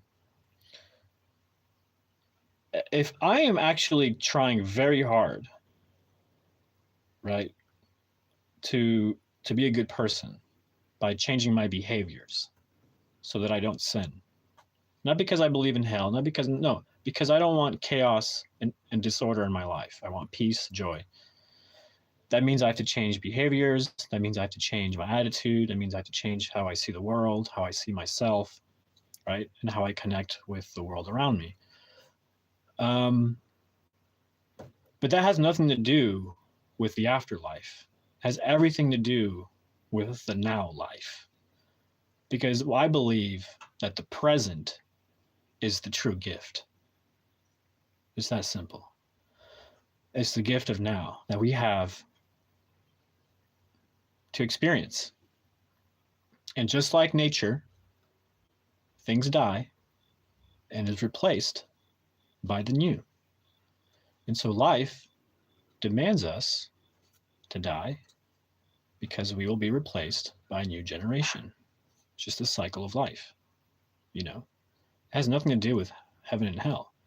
But the afterlife, but it does have everything to do with heaven and hell on this plane of existence. You could call it Earth. You could call it a globe. You could call it flat. You can call it whatever you want. I will call it a plane of existence because that's what it is. I will define it for what it is. It's existence. That's like, like a dimension, like we're in something, right? So,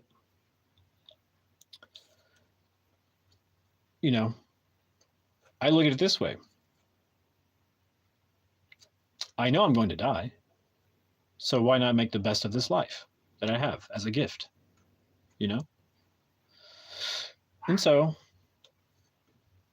I'm not the most perfect at that, but I will say I do my very best to create peace, and I do my best to educate myself, you know, um, and because I value truth. But I think through behavior we can have an existence of heaven on this planet, and through behavior as well. By bad behavior, we can exist in hell on this plane, and everybody is in different degrees of hell or heaven. You know, they're in a cycle of learning something, and they keep repeating the same mistakes until they learn it. You know,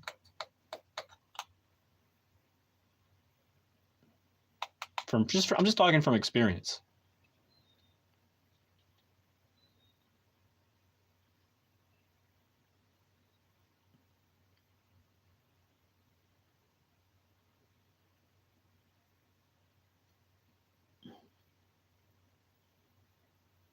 Mm.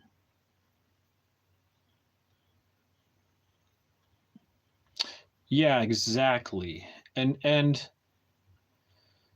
it um I don't know. Yeah, I mean, I agree with you that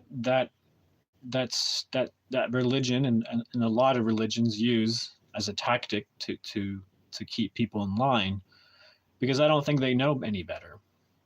Um, and so to promise them hell if they don't behave is a way of saying, I'll promise you heaven on earth if you do. I just think the messaging is wrong, you know, and I just, you know, that's just me. But I guess it just depends what you take from it, you know. Um, so that's just what I believe, man. I mean, everybody has their own thing, right? But I can just tell you from my own experience, I would much rather knowingly that knowingly, I don't have to believe. I know I have consciousness, so that the fact that I know that for certain, because afterlife is uncertain. I don't know anything about that. I'm not wise to that. I've never experienced it. You know what I'm saying? All I know is life. So why would I put so much invested into my death and the outcome of that, when what matters is the present, right? And every second counts. We're getting older, you know. We're going to be replaced by the next generation of people, because it's the cycle of life. Nature demands that. You can't escape it, because it's a demand nature has, that has put in place and said these are the rules. Nobody wants to die, but it's just the cycle of life. You get to live consciously for a little bit and enjoy it, because you'll be gone. You know, you'll be gone. I think the majority of masses need a way to cope with death. I think the majority of masses need a tool to help them, guide them. I'm talking about myself, because I'm part of the general masses. I needed the tool. I think growing up, I'm speaking from experience, growing up Catholic in a Catholic family presented these stories to me. I've always struggled in actually believing it was real. I've always had in my brain that I just didn't like the how theatrical mass was. I didn't like the rituals, how ritualistic it was. I didn't like how hypnotizing it was through prayer and this and that. But I was kind of looking at it from that lens, to be fair. I wasn't looking at it from just somebody enjoying it, right? I just didn't, I couldn't find the enjoyment in it. And I'm just speaking honestly. I was a child.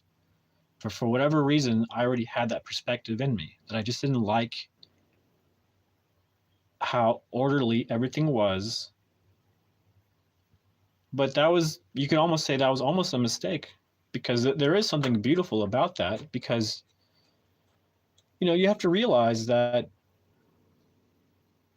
humans look up to leaders, you know, and there's nothing wrong with order. There's nothing wrong with people getting together and praying with good intentions for the health of other people and for, you know, for the goodness of others. And, you know, there's nothing wrong with that. I was looking at it from a perspective of control. I don't know why. I don't know why my brain thinks like that, but there's nothing necessarily wrong with that. I think it's just part of life that people need leadership. They need leaders. I mean, it's just part of life. Leadership in morality, leadership in politics, leadership in education, leadership in mentorship in life. I mean, how important is mentorship? Forget everything else. Finding a mentor to teach you how to be a man, you know, how important is that versus everything else? I would say the most important thing in life is having a mentor to teach you how to be a man. That's in my opinion, that's singularly the most important thing. All right, I gotta go. I gotta feed the animals.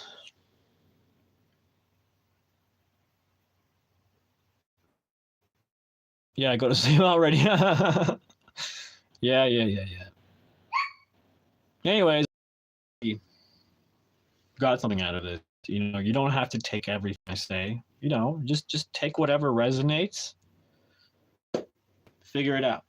Figure it out because it's your job to figure it out. Right? Right? It's my job to figure it out. My life. Your job to figure out your life. All right, I'm out. See y'all later.